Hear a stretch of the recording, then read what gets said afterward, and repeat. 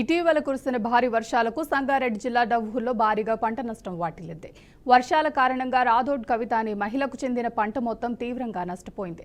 తనకి ఉన్న 1 ఎకరం భూమిలో టమాటా పంటను సాగు చేశామని, ఇటీవల కురిసిన భారీ వర్షాలకు పంట పొలం పూర్తిగా కుంటలా మారిందని కవిత ఆవేదన వ్యక్తం చేశారు. దీంతో టమాటా పంట మొత్తం నష్టపోయిందని బాధితురాలు వాపోయింది.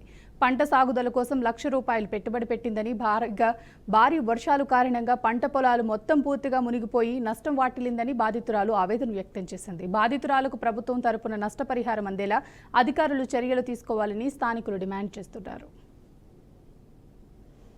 చెట్లు పెట్టుంటే టమాటా పంట వర్షం పడి మొత్తం నాశనం అయిపోయింది.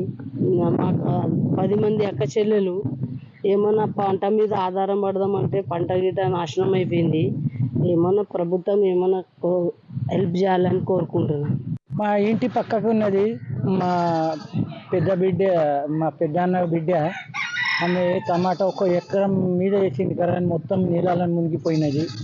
మొత్తం చేనుల పని చేస్తే కదా ఏది లేదని బాధపడుతున్నారు వాళ్ళు. వాళ్ళ కామన్ పోటీ అవుతున్నది అనుకో. గవర్నమెంట్ ఎంతైనా ఆదుకోవాలని అని మేము అంటున్నాము.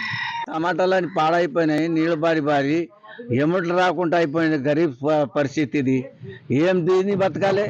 ఒక్కొక్క సేన్లు టమాటాలని సత్యనాశ అయిపోయినాయి.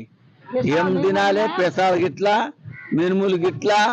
నేను టమాటా చెట్లు పెట్టుంటే టమాటా పంట వర్షం